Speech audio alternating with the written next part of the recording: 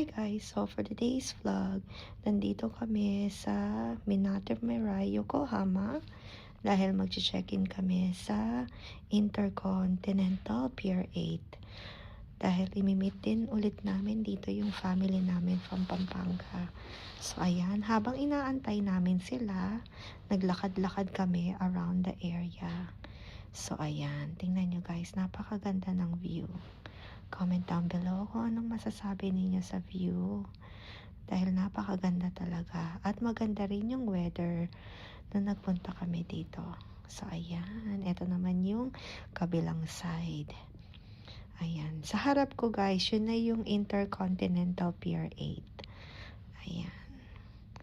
So ayan, lakad-lakad at nagutom kami at syempre dito kami kakain sa paborito naming ramen place, pero marami din naman ditong option.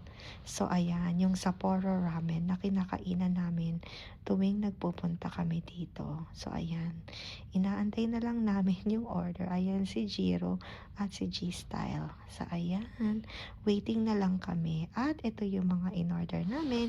Kain na kami. Bye guys!